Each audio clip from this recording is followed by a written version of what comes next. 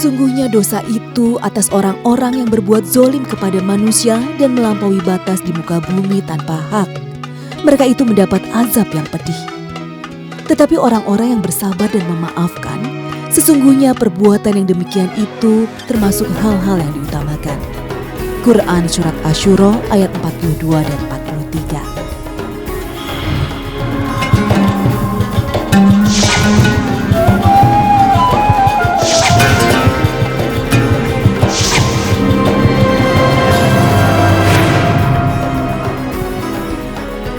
Assalamualaikum warahmatullahi wabarakatuh. Selamat pagi pemirsa Tawakal yang semoga selalu dalam lindungan Allah Subhanahu wa taala. Saya Farid Hasan kembali menjumpai Anda. Dan pemirsa, di studio sudah hadir bersama kami Bapak Ustadz Muhammad Ziyad. Assalamualaikum Pak Ustadz. Waalaikumsalam warahmatullahi wabarakatuh. Gimana, apa kabar Pak Ustadz? Alhamdulillah baik Mas Farid. Syukur alhamdulillah baik. Dan pemirsa, selain Bapak Ustadz Muhammad Ziyad juga sudah hadir bersama kami seorang narasumber. Kami memanggilnya Ibu Sari. Assalamualaikum Ibu Sari. Waalaikumsalam Mas Farid. Ibu Sari gimana, sehat? Alhamdulillah saya sehat Mas Farid. Alhamdulillah ya. Tapi jangan panggil saya ibu Mas. Kenapa? Panggil aja saya Mbak, karena saya nggak akan pernah bisa menjadi seorang ibu. Loh, tunggu sebentar. Sampai kapanpun saya nggak akan pernah bisa jadi seorang ibu. Kenapa? Boleh diceritain kenapa? Kok bisa ngambil kesimpulan seperti itu? Ya karena saya nggak bisa memiliki anak. Iya. Saya nggak akan pernah bisa hamil karena saya udah karena laki-laki yang jahat dan biadab yang merusak hidup saya, merusak masa depan saya. Maksudnya nggak bisa hamil tuh bagaimana? Dia suami saya sendiri. Nggak bisa hamil tuh gimana? Itu ada masalah sama rahimnya, sama bukan kandungannya? masalah sama rahimnya. Tapi memang karena waktu itu sakit, akhirnya suami saya memutuskan untuk mengangkat rahim saya. Ya Allah, ya udah. Gini, Mbak Sari boleh diceritakan nggak gimana awalnya sampai akhirnya suami Mbak Sari memutuskan untuk mengangkat rahim Mbak Sari? Ya, awalnya itu karena saya meminta cerai terus, meminta cerai karena saya udah diselingkuhin, dihianatin sama suami saya nggak terima itu semua dilakukan ke saya gitu. Nah, karena saya memang udah nggak mau jadi punya suami yang pengkhianat seperti itu, saya meminta sama suami saya untuk ceraikan saya. Jangan sampai saya dipertahankan tapi saya disakitin itu. Saya juga butuh bahagia dan saya juga nggak mau dihianatin seperti itu. Oke. Nah, dari sebelum menikah dia punya kelakuan yang kurang lebih ada indikasi menuju ke sana nggak sih? Tidak. Nggak ada. Kami awalnya bahagia.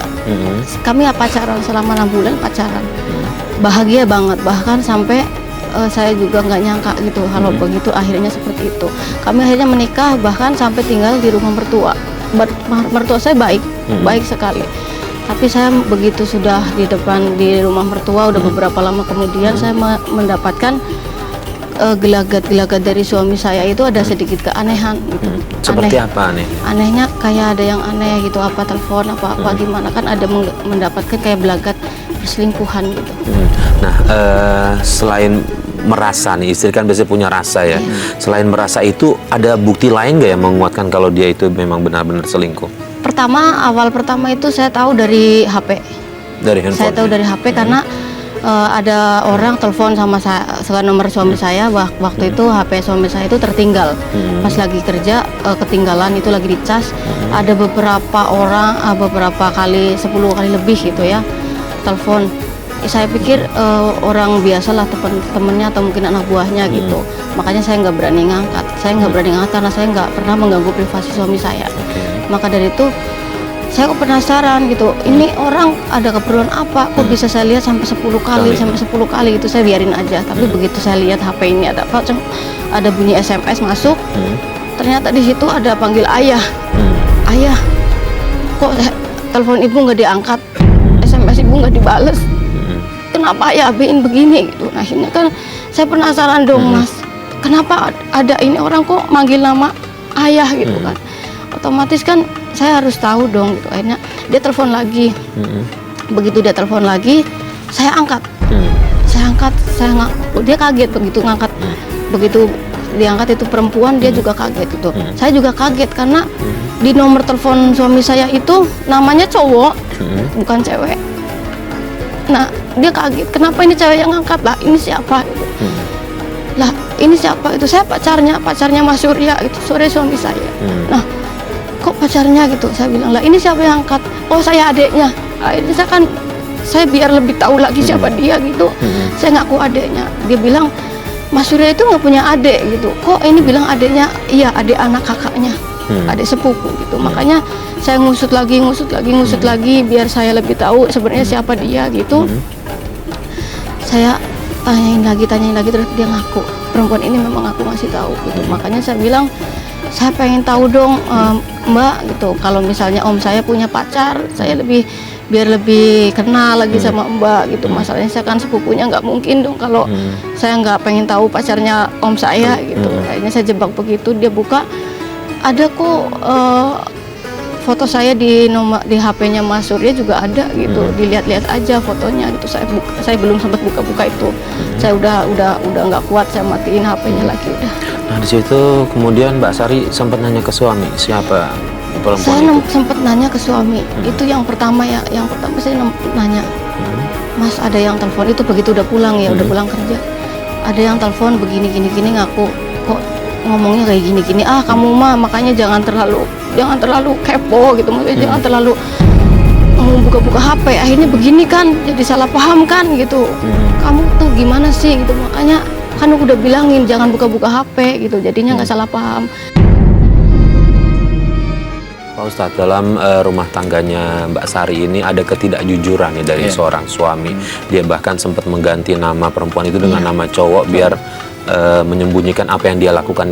Kita kan belum melihat langsung mereka selingkuh, tidak cuma dari daftar bukti-bukti dari handphone itu dari aja. Handphone, terus ada yang pelukan, ada yang memang udah Ada foto dia pelukan. ada foto pelukan, dia memang satu ruangan, dia foto juga ada telanjang. Makanya itu udah yang kedua kalinya gitu ya saya lihat gitu. Tapi begitu HP suami saya buka yang kedua kalinya ketahuan, dia marah banget. Mas, makannya habisin ya. Itu aku yang masak.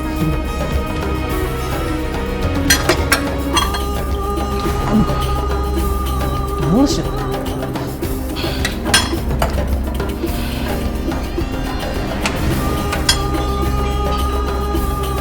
Iya, Mas.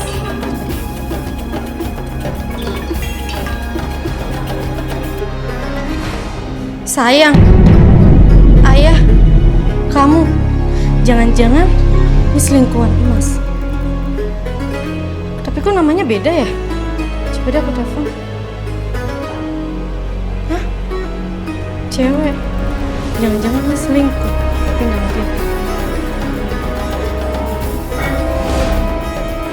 Kamu ngapain? Kamu ngecek HP aku aja? Enggak, jujur kamu masih berhubungan dengan dia kan? Jujur kamu? Sini apa? Kalau enggak, apa kamu kebanting? Apa sih? Sini HP aku. Sini. Enggak, Mas. Ingat ya, kamu jangan pernah megang HP aku lagi. Karena kalau sikap kamu kayak gini, kita berantem terus. Kamu sebagai istri harus percaya sama aku. Percaya? Bagaimana mungkin aku bisa percaya sama suami yang suka selingkuh macam kamu, Mas? Ah, terserah. Oh, tega, Mas. Ini masih tinggal di rumah mertua? Saya masih tinggal di rumah mertua. Mertua itu. tahu? Mertua tahu kisahnya kayak gitu, tapi mertua malah justru di posisi saya, dia nggak tega gitu. Nggak tega? Nggak. Oke, Pak Ustadz, ini perhara ini terjadi karena memang ada ketidakjujuran Pak Ustadz. Iya. Saya mendengar cerita Mbak Sari ini hampir nggak kuat juga. Iya. Nggak kuat dalam mana bisa merasakan bagaimana pilu dan penderitaan seorang wanita ya. Jadi ketika pasangan suami istri ketika sudah menikah itu kan satu tuh, melebur menjadi satu. Karena itulah mengapa Al-Quran, rahasianya mengapa Al-Quran menyebutkan laki-laki itu disebut dengan hunna libasul lakum wa antum libasul lahunna. Perempuan, wanita-wanitamu itu, istrimu itu adalah bagaikan pakaian untukmu dan kamu juga pakaian bagi dia. Kenapa Allah memberikan ilustrasi suami istri itu bagaikan pakaian? Pakaian itu artinya Mas Farid, itu adalah alat untuk menutup. Apa artinya? Rahasia suami ditutup oleh istri, rahasia istri ditutup oleh suami, masing-masing saling menutup kekurangan dan masing-masing menyebut. Artinya apa? Membangun trust, tidak boleh ada yang disebut dengan khianah zaujiyah. Pengkhianatan pasangan suami istri tidak boleh. Istri menjaga kepercayaan suami, suami menjaga kepercayaan istrinya. Jadi kalau tadi diawali memang ponsel ini sering menjadi pemicu. Yang pertama memang suami istri harus husnuzon. Bisa saja mungkin ada suami atau istri misalkan menyebut nama aturan, misalkan satunya misalkan apa, kemudian namanya disingkat menjadi kayak nama laki-laki. Bisa saja mungkin tujuan pertamanya takut nanti istrinya menimbulkan cemburu yang berlebihan. Tetapi kan lama-kelamaan kemudian tadi yang Mbak Sari tadi buktikan kan tidak terjadi. Bisa saja itu alibi kan untuk mengkelabui, dan faktanya kan akhirnya terjadi. Jadi saya juga banyak di luar sana mendapatkan konsultasi yang serupa dengan yang dialami oleh Mbak Sari. Tapi inilah saya kira pentingnya masing-masing itu menjaga kepercayaan. Yang kedua harus diingat bahwa ketika orang sudah bersuami istri itu adalah tidak serta-merta menikahi laki-laki pada suami istri, tetapi ini adalah mengambil amanah Allah yang amat sangat berat yang digambarkan oleh Al-Quran sebagai mitsaqon ghalidho. Lah apa implikasinya mitsaqon ghalidho itu? Ketika sudah ikatan yang sangat kokoh tali dengan Allah ini, maka kemudian ketika terjadi satu saja mengalami pengkhianatan, maka konflik tak bisa terelakkan, dan apa yang terjadi tadi, perang Batara Yuda di rumah tangga tadi itu kan, sehingga akhirnya saya bisa memahami itu karena luasan emosi yang tidak tertahankan. Karena itulah apa yang terjadi, Rasulullah SAW berikan bimbingan begini: apabila kamu berumah tangga kemudian ada benih-benih percekcokan, apa yang terjadi? Suami harus menghindarkan diri, jangan terjadi pertempuran. Kenapa? Ketika sudah itu pertempuran, luapan emosi nggak terjaga, maka inilah yang kemudian terjadi. Akhirnya apa? Ada yang terdolimi, ada yang mendolimi. Lah Al-Quran membimbing jangan sampai ada yang terdolimi dan jangan apalagi mendolimi, kan begitu kan. Makanya biasanya suami, karena itulah ada kasus menarik yang dialami. Jadi pada masa Rasulullah SAW, Rasulullah hadir di rumah Fatimah dan kemudian bertanya pada putrinya, Fatimah, mana suamimu Ali? Dia tadi ya Rasulullah, dia tadi pergi, sepertinya dia tadi sedang marah denganku. Maka kemudian Rasulullah nggak tega melihat putrinya seperti itu, dan Rasulullah tahu tentang Ali, apa yang terjadi dengan Ali. Kemudian pergilah, keluar kemudian bertanya pada para sahabat, wahai para sahabat, tahukah kamu di mana Ali? Ya Rasulullah, aku melihat Ali sedang di masjid. Dia sepertinya sedang ada masalah, tapi dia sedang tertidur tertelungkup di masjid itu. Apa mananya? Tentu pertengkaran pada zaman sahabat, Ali karamallahu wajhah tentu jauh dari kita. Nggak sampai ucapan, nggak sampai, tapi Ali ingin menghindar itu supaya tidak muncul letupan kata-kata yang tidak baik, apalagi dalam bentuk sikap. Lah tadi kan dicontohkan. Lah kenapa terjadi pada Mbak Sari tadi? Ya karena tadi itu suaminya melakukan tadi itu adalah apalagi ada didapati foto-foto, ini adalah sesuatu yang sangat tidak patut, dan ini adalah sudah merupakan perbuatan tercela di hadapan Allah Subhanahu wa taala. Yang kedua, Mbak Sari itu sudah benar. Karena ini berada di rumah mertua, menceritakan pada mertuanya itu sudah benar. Maknanya adalah dia supaya dinasihati oleh orang tuanya. Itu sudah lengkap. Yang tidak boleh itu adalah menceritakan keluar. Jadi yang boleh diceritakan itu adalah pihak yang menjadi hakaman dari pihak dari suami. Kalau ada kasus dengan Mbak Sari, berarti dia cerita pada keluarga Mbak Sari. Ya, itu bagian dari untuk menghentikan perlakuan zalim. Betul. Oke, Mbak Sari, setelah pertengkaran hebat itu, lalu bagaimana nih kehidupan berumah tangganya sehari-hari? Kehidupan rumah tangga kami jadi nggak ini. Saya sendiri juga nggak tenang. Saya merasa nggak tenang, merasa nggak damai dalam pikiran saya, juga udah nggak ada ketenangan. Makanya saya memutuskan dari rumah mertua ini saya mau pulang dulu ke rumah mama, biar saya lebih tenang lagi gitu. Jadi saya pengen menenangkan diri sebelum semua ini beres, saya ambil keputusan gitu. Saya harus menenangkan diri dulu gitu. Saya pulang ke rumah mama. Mama nanya apa? Mama tahu. Begitu mama tahu, saya cerita kenapa ada apa gitu, mama tahu gitu. Mama tahu bahwa saya tuh ada masalah begini ma gitu. Tapi begitu saya lagi di rumah mama, selingkuhannya malah datang ke rumah mama. Kok bisa tahu? Iya, tahu dia. Dalam rangka apa dia datang ke situ? Iya, dalam rangka dia minta pertanggungjawaban suami saya. Karena waktu itu suami saya ngomongnya bujang. Tapi kok justru malah ngasih alamatnya ke rumahnya? Ya, dia tahu dari nyari info itu, tahu dari tetangganya ini infonya di mana gitu. Makanya dia datang ke rumah mama yang dia karena nggak tahu rumahnya dia aslinya. Iya, nggak tahu rumah dia aslinya. Taunya rumah saya, rumah mama saya. Nah, dia datang ke situ. Ada suami saya juga, dan saya juga di situ, semua satu keluarga kumpul. Dia datang ke situ. Di situ udah perang besar-besaran lagi, karena terima kedua kali aja di HP aja saya udah sakit banget, saya masih sakit gitu. Tapi ternyata ketiga kalinya, kenapa dia harus datang ke rumah dan ngaku semuanya perbuatan suami saya.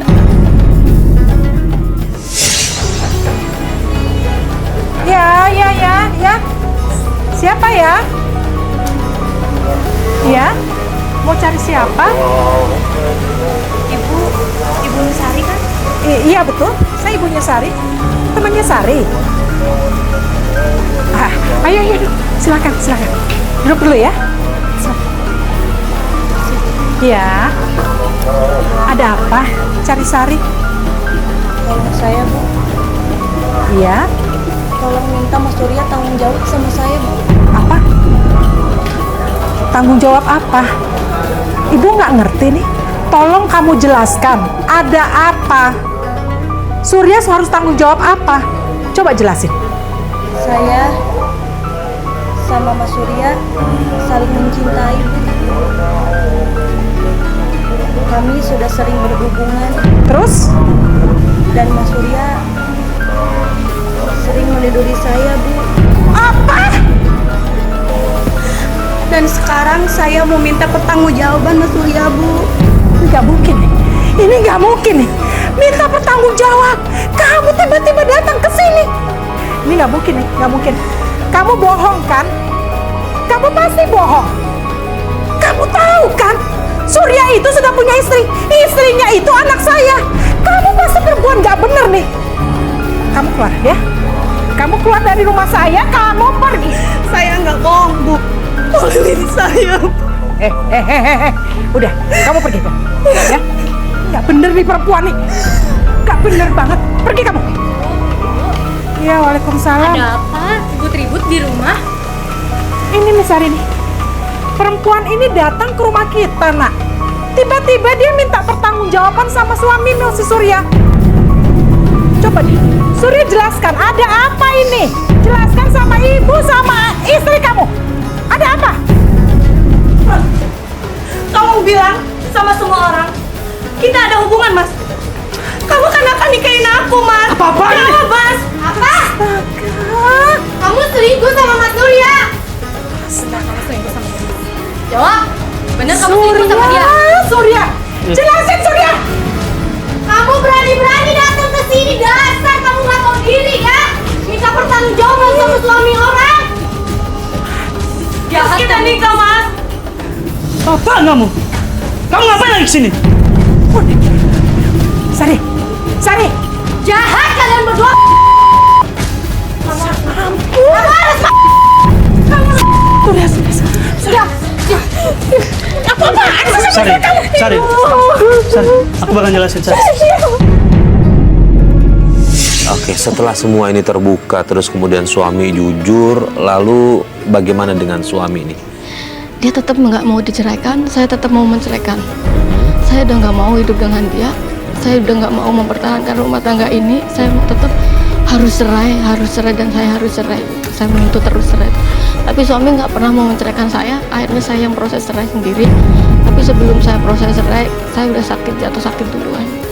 Jatuh sakit. Oke, artinya apa yang dilakukan sama Mbak Sari sudah masuk syariat Islam, Pak Ustadz ya? Karena suaminya sudah melakukan penzinahan di situ. Kalau dalam pandangan hukum Islam ini sudah bisa difahami dan bisa dimaklumi. Difahami dan bisa dimaklumi itu apa maknanya? Maknanya adalah bahwa tadi yang saya ingin memberikan catatan dari Mbak Sari tadi, ketika ini kan pulang sebentar di rumah, kemudian suami balik ke rumah Mbak Sari dengan harapan kan menyusul. Iya. Ini juga sudah langkah yang bagus. Jadi apabila para pasangan suami istri ada bermasalah, ada konflik mungkin, ada persoalan kecil maupun besar, kemudian istri itu pulang, maka suami jangan membiarkan, suami harus segera menyusul kepada dia. Ini adalah bagian dari yang disyaratkan oleh Islam. Tapi ternyata Allah tidak membuka persoalan yang lebih besar, rahasia yang semula ini bagian dari kasih sayang Allah kepada Mbak Sari ternyata ditampakkan dari keraguan yang pertama tadi, itu alibi dari suami tadi. Akhirnya datanglah wanita. Dan apa yang dilakukan oleh sikap Mbak Sari? Saya mengapresiasi sikap Mbak Sari. Yang pertama adalah dia tidak serta-merta mempercayai cerita dari wanita datang. Karena apa? Dalam benaknya dia, jangan-jangan ini ada perempuan lain yang sengaja ingin menghancurkan rumah tangga dia, kemudian mengaku-ngaku tadi. Maka kemudian adalah cross check. Cross check apa? Cross check kepada pengakuan langsung kepada suaminya, dan ternyata suaminya mengakui secara langsung. Maka keputusan yang terakhir adalah tergantung pada Mbak Sari apa sikapnya. Setelah dua-dua informasi didapatkan, dan ini adalah termasuk pelanggaran pertama, melakukan maksiat kepada Allah, yang kedua berkhianat kepada istri. Ini adalah dua persoalan besar. Dan akhirnya Mbak Sari kemudian ingin ingin mufarraqah, memisahkan, bercerai. Karena apa? Alasannya yang pertama adalah sudah bermaksiat kepada Allah dengan cara tadi berzina tadi kepada pasangan, padahal punya ladang, punya sawah yang dihalalkan Allah, yaitu istrinya sendiri. Yang kedua adalah melakukan khianat kepada istrinya, karena tadi ketika ditanya di awal tidak terjadi apa-apa, ternyata dia melakukan kebohongan, ketidakjujuran pada. Nah, kemudian akhirnya dengan cara menggugat cerai. Ini adalah namanya pada kategori talak hulu. Jadi ketika istri menggugat cerai karena apa? Perbuatan yang pertama, suami maksiat. Apa maksiatnya? Berzina itu adalah masuk dalam kategori yang dibenarkan dalam hadis. Tapi andai kata kok misalkan, ya Allah, saya tahu suami saya ini sedang berzina, mungkin sedang jauh dari tuntunanmu, dan sekarang suami mungkin sudah berazam, bertekad untuk bertaubat kepadamu, ya Allah, saya sebenarnya sakit atas perlakuan ini, tapi saya menerima, ya Allah, mudah-mudahan kau berikan bimbingan kepada dia. Itu dengan catatan kalau suaminya tadi itu ada ikhtiar untuk bertaubat. Tapi kalau enggak tadi kan lain menjadi persoalannya. Akhirnya Mbak Sari kemudian menuntunlah jalan tadi itu kemudian ke pengadilan. Tetapi kan sebelumnya ada sakit, kita nggak tahu apa yang terjadi dengan kejadian itu. Oke, tapi sebelum ke situ Mbak Sari sempat nanya nggak sih ke suami, kenapa kok dia tega melakukan perselingkuhan seperti itu? Saya nanya ke suami gitu, kamu sampai tega sampai kayak gituin saya gitu kan. Suami saya kan kerjanya borong juga, kadang kalau di luaran itu jarang pulang ya, sering nggak pulang. Saya nanya, kenapa kamu kok tega-teganya gitu, kamu udah punya istri, kenapa kamu tega-teganya beginiin saya gitu. Saya sebenarnya awalnya enggak gitu, cuman karena istri ceweknya itu yang selalu ngasih perhatian, ngasih arahan ke dia, ngasih perhatian, cinta, ini ceweknya yang cinta, jadi yang ngejar. Akhirnya suami saya juga terjebak dengan perasaan itu. Makanya begitu dia datang ke rumah, saat itu saya udah nggak mikir, saya udah nggak mikir dosa, saya udah nggak mikir takut penjara, nggak takut apa. Saya awalnya emang udah sakit banget, Mas. Saya paham, saya ngerti.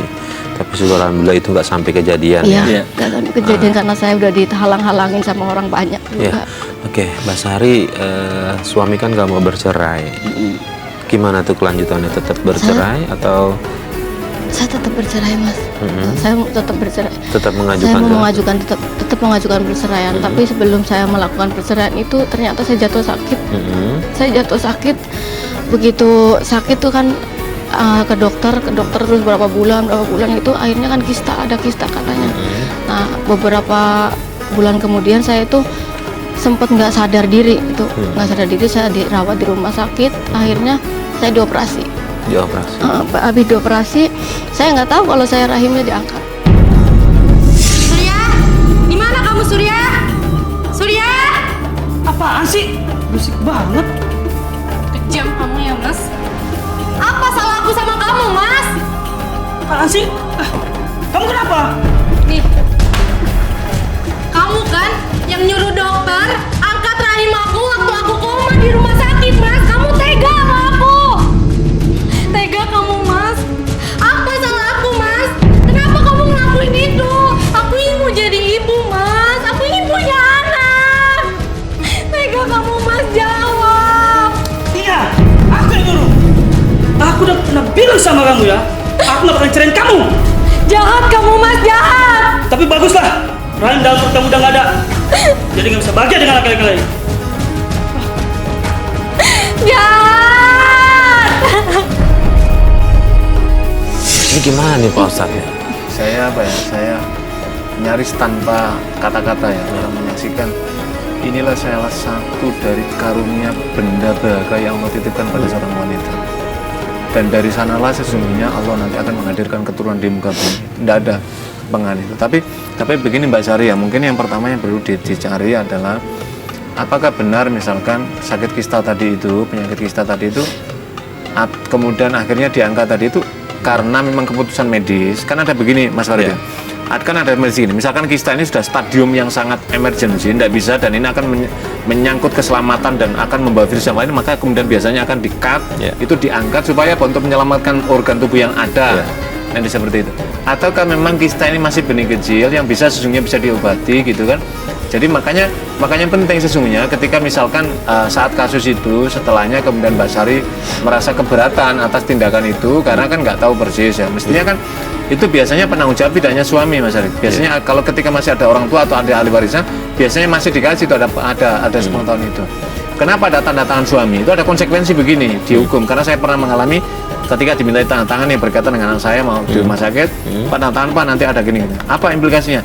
Jadi nanti kalau ada apa-apa, misalkan ada gugatan, saya sudah sepengetahuan Bapak gitu. Jadi Bapak tidak bisa menggugat karena ada hukum bahwa Bapak yang bertanggung jawab apapun yang terjadi.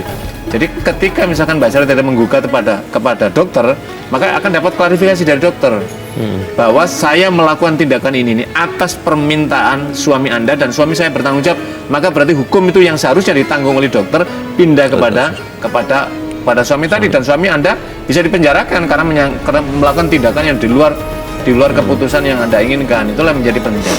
Tapi lebih dari itu, kalau ini misalkan itu bukan keputusan medis dalam makna ini harus diangkat rahimnya, tetapi tindakan jahat yang dilakukan oleh suami yang tadi maka ada 2 konsekuensi besar. Yang pertama, suami Anda jahat, tega melakukan apa yang dimaksud dengan pembunuhan harapan masa depan daripada seorang istri. Karena itu kan nanti akan melahirkan generasi, sekalipun misalkan sudah diceraikan sama dia, tapi di luar lain ada hak untuk dia. Yang kedua, suami Anda termasuk jahat karena apa? Karena telah mengambil hak Allah atas yang dititipkan kepada Mbak Sari, tapi kemudian diambil, berarti apa? Dia mengambil hak otoritas Allah pada dirinya dia. Yang ketiga, ada konsekuensi hukum sesungguhnya. Suami Mbak tadi itu bisa dituntut di pengadilan, karena telah melakukan tindakan kriminal namanya. Ini tindakan kriminal. Tindakan kriminal itu apa? Telah melakukan apa ya? Ada tindakan kriminal di dalam dunia medis. Tapi kalau suaminya tidak, kemudian kalau suaminya ini bersekongkol dengan dokter dan dokter tahu, dokternya juga bisa dikenai tindakan apa?